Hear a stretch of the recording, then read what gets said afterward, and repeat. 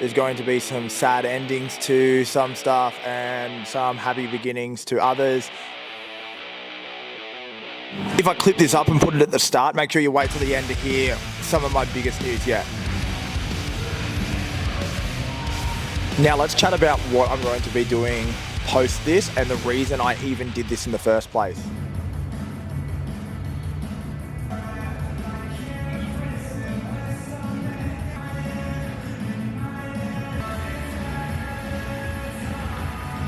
So the official result is, let's talk about it at the end. What's going on, guys, and welcome to day 75 out of 75 for 75 hard. This morning I got a little bit of a sleep in and the chance to allow my body to get a full rest before weigh-ins and everything for the final day, because I finally brought on my first trainer working in the gym. But no need for all that boring shit to you guys. Let's get into a check-in of what I look like at the moment.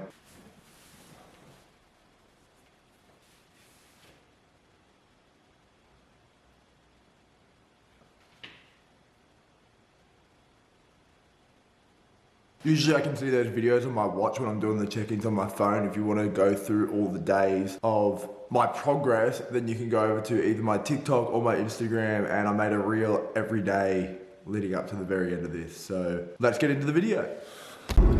So with today being the final day of 75 hard, it's clearly still a day of 75 hard. So today I'm going to run you through my nutrition on 2,250 calories that I've dropped in the last 2 weeks to try and get down that final 10 kilos. I'm going to do an in-body scan at some point, probably when I get to the gym now, and then run you through what has been included in my training sessions. And if you want to start enjoying those training sessions and nutrition too, obviously I do all of that coaching myself.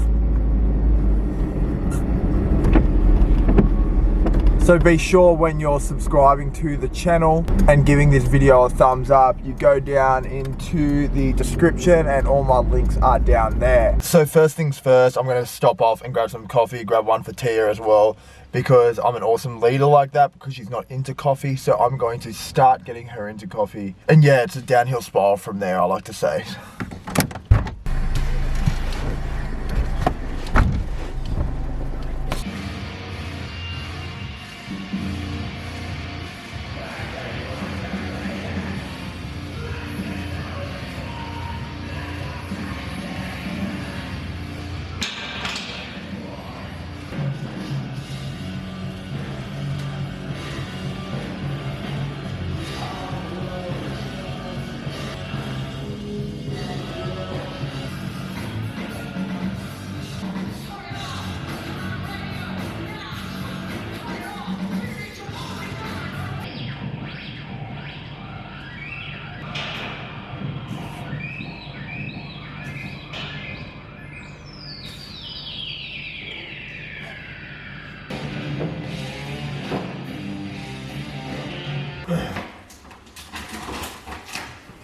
Alright, so I've just gone for a walk. Obviously didn't want to film that, it's boring as shit.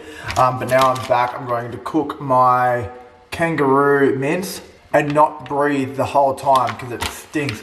Until you add char-grilled Texas rub here. Oh my god, it's not going to show you. Whatever, it's char-grilled Texas rub seasoning, and then also Uncle Ben's Mexican rice. So you cook this, add the rub. In the meantime, then you add this. It's all in the pan, and that actually smells alright after, and it tastes good after. And then you add mozzarella cheese as well. Now tell me guys, I went and got my blood work done the other day, and I'm waiting for the results to come back. I'm a little bit worried that my hair isn't growing back the same way. Do you think that, like, say down in the comments, do you think that my hair is still thick? I obviously look at it in different angles in the way I look at it, but yeah, let me know down in the comments whether you think it's growing back. But yeah, let's get into this and I'll show you the end result.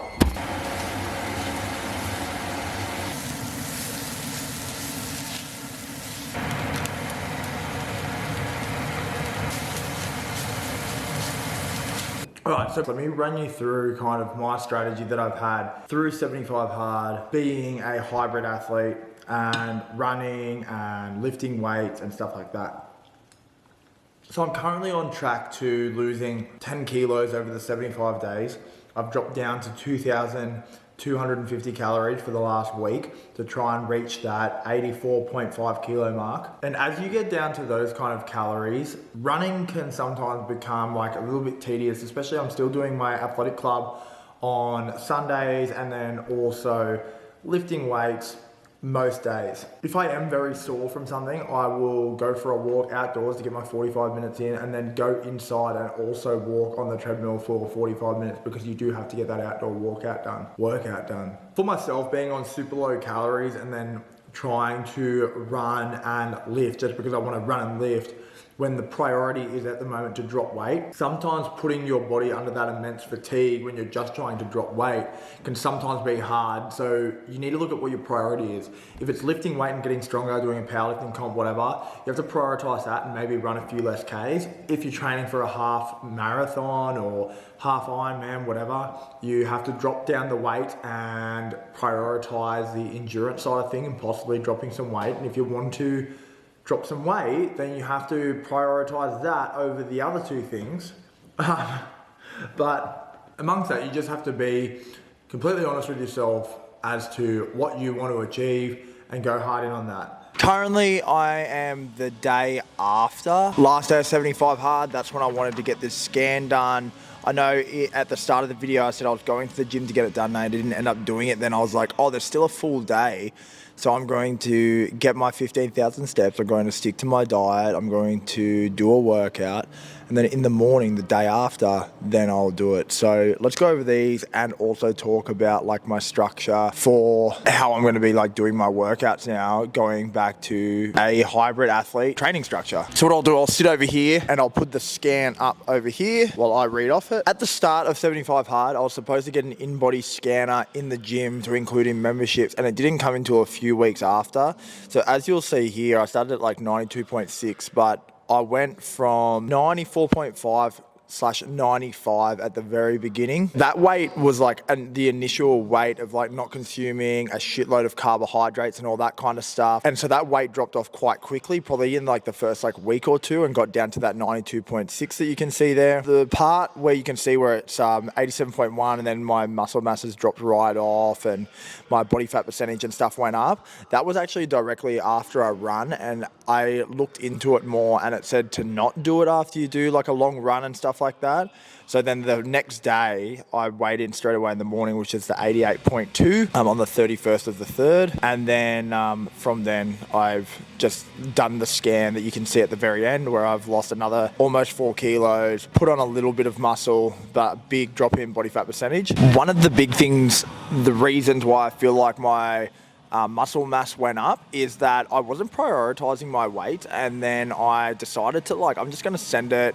I'm going to do my build program correctly and just send it on like the first movement and then go through and then work at a percentage. And I actually ended up changing the way my gym programming is done during this time because I was like, wow, this is actually a way better way to train, way more motivating. And then just with the drop of body fat percentage, man, I was just like, I would come in here as soon as I finished with clients, I would go for an hour walk, and I was hitting for the last week over 15,000 steps a day. I think there was 3 days I did 20,000 steps. So you can't not credit that to like something, and it's easy. Like you don't have to run. Obviously I still did some runs because of Sunday athletic club and stuff like that, but you don't have to run. You don't have to do workouts that you don't enjoy. You can go get a coffee and go for a walk for an hour with a friend to get up to that 10,000 steps first thing in the morning, and then go for another one for half an hour in the afternoon to get another 5,000, and you're at 15,000. A big thing though with like your nutrition, you need to have high protein and you need to be pushing those weights. I definitely didn't think it would be that much of an issue, and that's why I went and got my blood work done, which I'll talk about in the next video.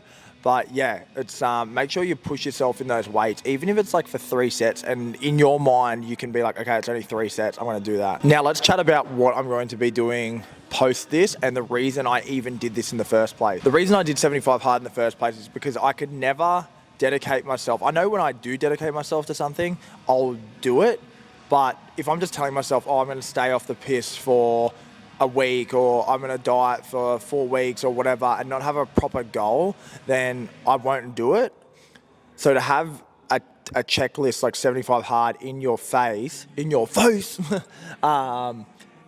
helped a lot. And I stuck to, even though it was like my own nutrition coaching and my own programming, it was a separate list that acted as if it was a coach to me during this time. And the reason I wanted to get down to this kind of weight is because I want to be able to do another triathlon at a fighting weight, a weight where I can actually know that if I do a half marathon at the end of my half Ironman, like, it's not going to be my weight that's an issue, it's going to be my training. Whereas last time I just got down to 90 kilos, and then I ate my food for the race and I went back up to like 92 or something like that. Now my goal is to be around, like, get down to like 83, even with this low body fat percentage, maybe get down to like 6% body fat, and then when I eat, I go up to 85 on race day. So the way my days are probably going to work is follow the build program. Link is down in the description, and on top of that, I'll also be scattering in probably a long run, an interval run, a swim, and a bike. And now that I can do outdoor sessions whenever I want, I've got my Zwift, which is like just by my side. My Wahoo Kicker Snap that I can hook up with Zwift and put it in front of the TV that's actually just behind this camera, and start doing these like longer indoor workouts if I don't want to be out on the road, and actually like start aiming for something. This year I would have liked to do Waco, Texas, half Ironman, but I just don't know how I'm going to go with the way the gym's going and trying to get on top of things with like new trainers and the way the business has to run and building it.